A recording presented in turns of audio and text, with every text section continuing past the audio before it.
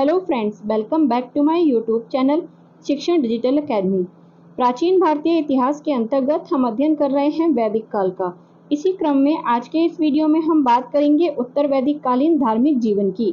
Video शुरू करने से पहले अगर अभी तक आपने मेरे चैनल को सब्सक्राइब नहीं किया है तो इसे सब्सक्राइब करें, शेयर करें तथा बेल आइकन प्रेस करना बिल्कुल न भूलें, जिससे आपको मेरे आगे आने वाले सभी वीडियोस की नोटिफिकेशन प्राप्त हो सके। तो चलिए शुरू करते हैं आज का वीडियो और देखते हैं उत्तर वैदिक कालीन धार्मिक जीवन को।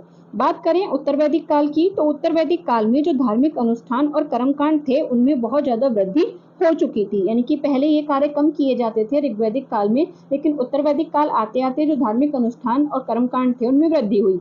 ऋग्वैदिक जो देवता थे इंद्र और अग्नि, उनका महत्व कम हो गया। ऋग्वेद में जो ऋग्वैदिक काल था उसमें इंद्र और अग्नि जो देवता थे उनका महत्व बहुत ज्यादा था, लेकिन उत्तर वैदिक काल आते आते इनका जो महत्व था वो कम हो गया और इनके स्थान पर प्रजापति यानी कि जिनको ब्रह्म भी कहते थे उनको सृष्टि निर्माता के रूप में सर्वोच्च स्थान प्राप्त हो गया। यानी कि ये सर्वोच्च देवता उत्तर वैदिक काल के माने जाने लगे।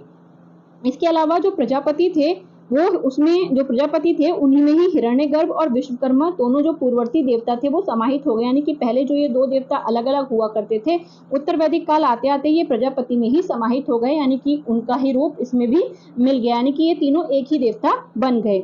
वैदिक जो देवता थे रुद्र उत्तर वैदिक काल में आते आते शिव के रूप में प्रतिष्ठित हो गए। यानी कि ऋग्वैदिक काल में जिनको हम रुद्र देवता के नाम से जानते थे वो उत्तर वैदिक काल आते आते शिव के रूप में जाने जाने लगे। जो विष्णु देवता हैं विष्णु भी सृष्टि के संरक्षक के रूप में पूजे जाने लगे। उत्तर वैदिक काल के बहुदेववाद और कर्मकांडों की प्रतिक्रिया के फलस्वरूप उपनिषदों ने यज्ञ और कर्मकांडों की निंदा की। यानी कि उत्तर वैदिक काल का जो बहुदेववाद था यानी कि अलग अलग प्रकार के जो देवता थे जिनकी पूजा अब होने लगी थी, इसके अलावा बहुत सारे जो कर्मकांड इसमें आ गए थे, उनकी वजह से जो उपनिषद थे उनमें यज्ञ और कर्मकांडों की निंदा की जाने लगी, क्योंकि इनमें बहुत सा समय और बहुत सारे कर्मकांड आ गए थे तो इस वजह से इनकी निंदा की जाने लगी थी। जो उपनिषद थे उनमें लोग इनकी निंदा करने लगे थे, यानी कि इनको सही नहीं मानने लगे थे। उसके बाद बात करें तो उपनिषद में जो ब्रह्म था यानी कि जिनको प्रजापति के नाम से भी जाना जाता था, तो उपनिषदों में ब्रह्म को ही एकमात्र परम सत्ता के रूप में स्वीकार किया गया। यानी कि कर्मकांडों पर विशेष जोर नहीं दिया गया है, बल्कि जो ब्रह्म है उसको ही एकमात्र परम सत्ता के रूप में स्वीकार किया गया है उपनिषदों में। मुंडक उपनिषद के अनुसार यज्ञ डूबती हुई नौका के समान है, क्योंकि आप जानते हैं कि जो उपनिषद थे उसमें यज्ञ और जो कर्मकांड थे उनकी निंदा की जाती थी और उसी निंदा के फलस्वरूप उन्होंने कहा कि जो यज्ञ है वो क्या है, डूबती नौका के समान है। और ये कहा किसमें गया है, तो ये मुंडक उपनिषद में कहा गया है।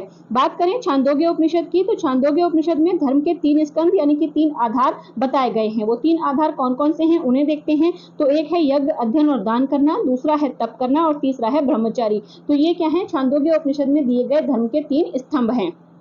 आगे बात करते हैं जो उत्तर वैदिक कालीन देवता थे उनकी। तो उत्तर वैदिक कालीन देवताओं की बात करें तो 4 प्रकार के देवता हुआ करते थे। एक थे दिव्य जो कि स्वर्ग से संबंधित देवता थे, इसके अलावा दूसरे थे पार्थिव जो कि पृथ्वी के देवता माने जाते थे, और तीसरे थे गौजात जो कि गौ से संबंधित यानी कि जो गौ वंश होता था उससे संबंधित जो देवता होते थे उन्हें गौजात कहा जाता था। इसके अलावा एक चौथे प्रकार के देवता होते थे जो कि होते थे अप्य, और ये जल से संबंधित देवता माने जाते थे। आगे बात करें तो जो उपनिषद हैं उपनिषदों में कुछ महावाक्य भी दिए गए हैं। तो पहले देख लेते हैं कि 4 जो प्रमुख महावाक्य हैं वो कौन कौन से हैं। तो पहला है उसमें प्रज्ञान ब्रह्म।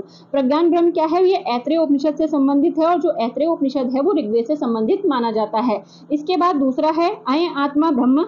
इसका जो उल्लेख है वो मांडुक्य उपनिषद में हमें मिलता है और जो मांडुक्य उपनिषद है वो अथर्ववेद से संबंधित है। आगे बात करें कुछ और महावाक्यों की तो तीसरा जो महावाक्य है वो है तत्त्वम् असि।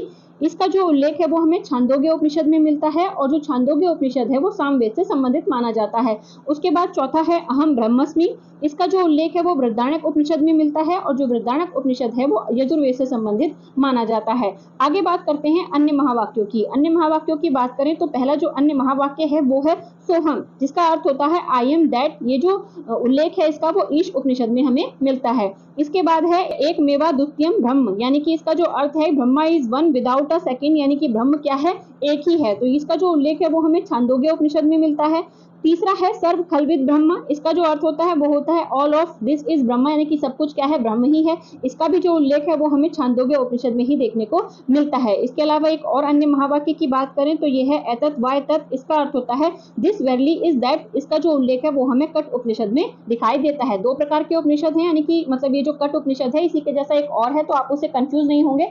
ये है कट उपनिषद और एक है कठोप उपनिषद, यानी कि एक के आगे कठ ओ की मात्रा और पा लग जाता है तो वो कठोप उपनिषद बन जाता है। ये कट उपनिषद है, ये दोनों ही अलग अलग हैं।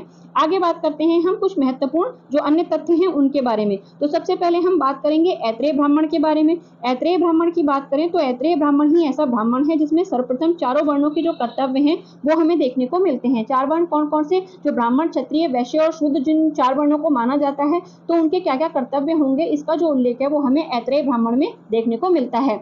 आगे बात करते हैं तो जो शून्यशेप की कथा है वो भी ऋग्वेद के ऐत्रेय ब्राह्मण में ही है, यानी कि जो ऐत्रेय ब्राह्मण है वो ऋग्वेद से संबंधित है और इसी में हमें शून्यशेप की कथा मिलती है। इसमें क्या है, जो शून्यशेप है उसको उसका पिता यानी कि शून्यशेप का पिता 100 गायों के बदले यज्ञ में जो राजा जो मतलब हरिश्चंद्र थे उनको बलि देने के लिए उनको बेच देता है।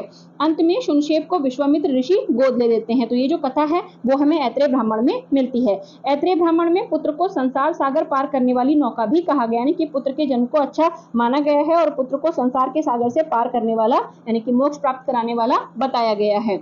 आगे बात करते हैं हम सतपथ ब्राह्मण की। सतपथ ब्राह्मण की बात करें तो सतपथ ब्राह्मण के अनुसार राजा को प्रजा का अनुमोदन होना चाहिए, यानी कि राजा जो भी बने उसको क्या है, प्रजा का अनुमोदन होना चाहिए, यानी कि प्रजा को वो पसंद होना चाहिए, प्रजा की इच्छा उसमें होनी चाहिए।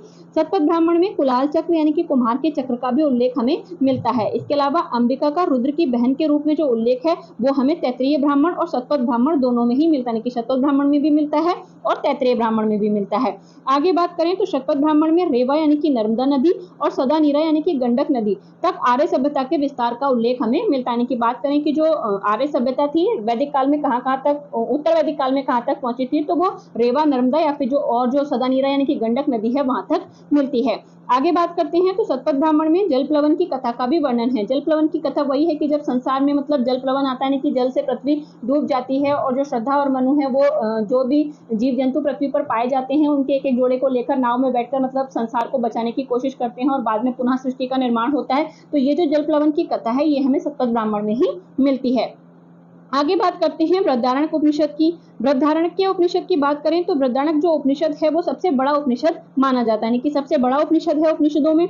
इसके प्रधान जो प्रवक्ता हैं वो महर्षि याज्ञवल्क्य के हैं, जो आरुणि उद्दालक के शिष्य थे और जो उद्दालक थे वो कुरु पांचाल के निवासी थे, यानी कि इनके जो गुरु उद्दालक थे वो पांचाल के निवासी थे। पुनर्जन्म का जो सिद्धांत है वो हमें सर्वप्रथम सतपथ ब्राह्मण में ही देखने को मिलता है और सतपथ ब्राह्मण के अलावा हमें ये बृहदारण्यक उपनिषद में भी दिखाई देता है। आगे बात करें तो जो याज्ञवल्क्य के गार्गी संवाद है ये एग्जाम के लिए बहुत ही महत्वपूर्ण है कि जो याज्ञवल्क्य के गार्गी संवाद है वो किसमें है, तो वो बृहदारण्यक उपनिषद में है। इसके अलावा जो याज्ञवल्क्य के मैत्री संवाद है उसका उल्लेख भी हमें बृहदारण्यक उपनिषद में ही मिलता है। आगे हम बात करते हैं छांदोग्य उपनिषद की। छांदोग्य उपनिषद की बात करें तो छांदोग्य उपनिषद में इतिहास पुराण को पंचम वेद कहा गया, यानी कि इतिहास जो पुराण है, पुराण 18 हैं तो उनमें एक इतिहास पुराण है उसको पंचम वेद कहा गया, यानी कि जैसे 4 वेद हैं, ऋग्वेद, यजुर्वेद, सामवेद और अथर्ववेद, तो उसके बाद जो पंचम वेद है वो इतिहास पुराण को माना गया, यानी कि इतिहास को 5वें पुराण की तरह, 5वें वेद की तरह माना गया है। आरुणि जो उद्दालक है और जो श्वेतकेतु है उन दोनों के मध्य का जो संवाद है वो भी छांदोग्य उपनिषद में हमें देखने को मिलता है और इन दोनों के मध्य जो संवाद होता है वो ब्रह्म और आत्मा की अभिन्नता के विषय पर होता है।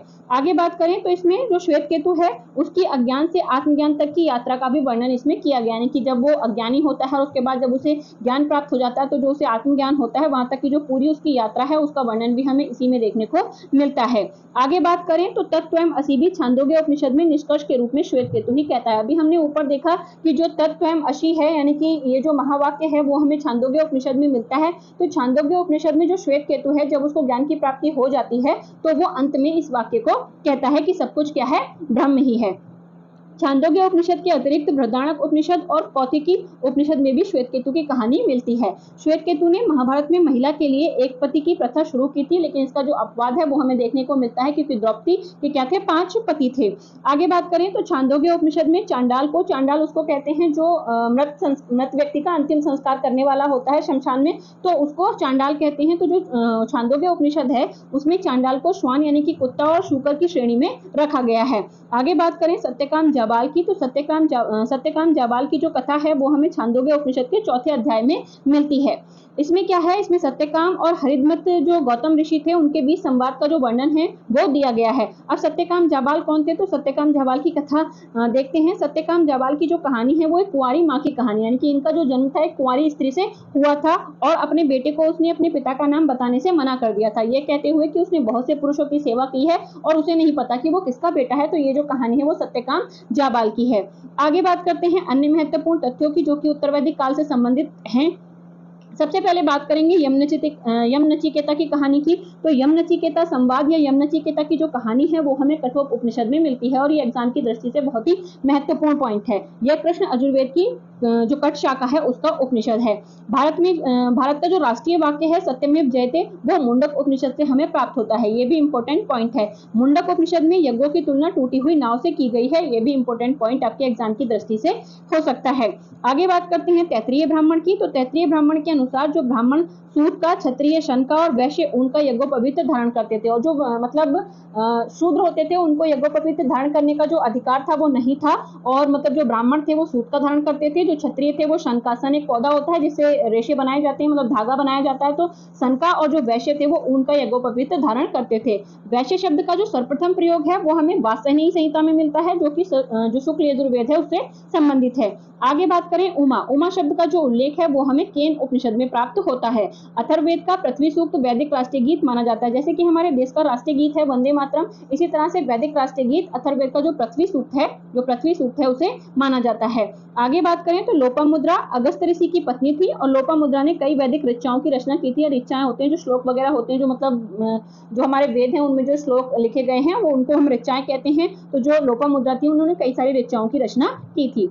आगे बात करें तो जो लोपामुद्रा थी वो क्षत्रिय थी। निष्काम कर्म का जो सिद्धांत है वो सर्वप्रथम प्रतिपादन जो उसका है वो ईशोपनिषद में मिला है, और निष्काम कर्म का हमें जो उल्लेख है वो भगवत गीता में भी दिखाई देता है कि कर्म करना चाहिए हमें और फल की इच्छा नहीं करनी चाहिए। निष्काम कर्म यानी कि बिना इच्छा के कर्म करना। आगे बात करें तो याज्ञवल्क्य के जो थे उनकी दो पत्नियां थी, एक थी मैत्रेयी और दूसरी थी कात्यायनी। इसके अलावा आगे बात करें तो जो मैत्रेयी थी वो परम विदुषी थी, यानी कि बहुत ही ज्यादा इंटेलिजेंट महिला थी। उसने कात्यायनी के पक्ष में संपत्ति त्याग कर, यानी कि जो भी उनकी संपत्ति थी उस पर से अपना हक त्याग कर मात्र ज्ञान देने की प्रार्थना उन्होंने याज्ञवल्क्य से की थी कि उन्हें और कुछ नहीं चाहिए, सिर्फ ज्ञान चाहिए। इसके अलावा श्वेताश्वर जो उपनिषद है उसमें रुद्र देवता को समर्पित किया गया है पूरा का पूरा। इसमें रुद्र के परवर्ती नाम शिव का उल्लेख भी हुआ है कि जो पहले देवता रुद्र थे ऋग्वैदिक काल में, वही आगे आकर उत्तरवैदिक काल में शिव के नाम से प्रसिद्ध हुए थे। इसके अलावा नवदा भक्ति का जो उल्लेख है वो भी हमें श्वेताश्वर जो उपनिषद है उससे मिलता है। आगे बात करें कठ, मुंडक और जो श्वेताश्वर उपनिषद हैं उनमें सांख्य योग का भी परिचय हमें मिलता है। तैत्तिरीय आरण्यक में रुद्र की पत्नी पार्वती का उल्लेख हुआ है, यानी कि रुद्र की पत्नी यानी कि शिव की पत्नी जो पार्वती है उनका उल्लेख तैत्तिरीय आरण्यक में मिलता है। इसके अलावा आगे बात करें तो अधिक धन उत्पन्न करना चाहिए तथा अन्य ही ब्रह्म है, यह जो नारा है वो तैत्तिरीय उपनिषद में दिया गया है। इसका जो साम्य है वो हम वर्तमान हरित क्रांति से लगा सकते हैं, यानी कि जिस तरह से वर्तमान में हरित क्रांति के जरिए जो अन्न था उसका उत्पादन ज्यादा से ज्यादा बढ़ाने की बात की गई थी, तो इसी तरह से यहाँ पर भी अधिक अन्न उत्पन्न करना चाहिए, इस तरह के नारे मिलते हैं तैत्तिरीय उपनिषद में। गोपद ब्राह्मण की जो रचना है वो ब्राह्मण ग्रंथों में सबसे अंत में हुई थी, यानी कि बात करें सबसे अंत में लिखा गया कौन सा ब्राह्मण ग्रंथ है तो वो गोपद ब्राह्मण है। इसके अलावा श्राद्ध प्रथा की, यानी कि जब मतलब जो जिनकी मृत्यु हो जाती है उनकी मृत्यु के बाद जो उनके परिवार वाले हैं उनके लिए जो श्राद्ध की व्यवस्था करते हैं, तो उसकी जो शुरुआत थी वो दत्तात्रेय के बेटे जो निमि थे उन्होंने की थी। आगे बात करें शल्य क्रिया की, यानी कि जिसे हम बोलते हैं सर्जरी, तो शल्य क्रिया का जो उल्लेख है वो भी हमें सर्वप्रथम अथर्ववेद में ही मिलता है। युद्ध का प्रारंभ मनुष्यों के मस्तिष्क से होता है, यह अथर्ववेद में उल्लिखित है, यानी कि ये जो कथन है कि युद्ध का प्रारंभ मनुष्य के मस्तिष्क से होता है ये अथर्ववेद में ही उल्लिखित है। अथर्ववेद में उल्लिखित अरुंधति जो है वो एक रोगनाशक जड़ी बूटी है। मगध और अंग का जो प्राचीनतम उल्लेख है वो भी हमें अथर्ववेद में ही मिलता है। ये एग्जाम के लिए महत्वपूर्ण पॉइंट है कि जो 16 महाजनपद है उनमें से जो 2 महाजनपद है मगध और अंग, उनका जो सबसे प्राचीन जो उल्लेख है वो कहाँ मिलता है तो वो अथर्ववेद में मिलता है। इसके अलावा बात करें शुल्ब सूत्र की, तो शुल्ब सूत्र क्या है, उसमें यज्ञ की वेदियों के निर्माण का वर्णन किया गया है कि यज्ञ की जो वेदी है उसका निर्माण किस तरह से किया जाएगा। शुल्ब सूत्र से वैदिक गणित की जानकारी भी हमें प्राप्त होती है, यानी कि गणित की सर्वप्रथम जो जानकारी है वो भी हमें शुल्ब सूत्र से ही मिलती है।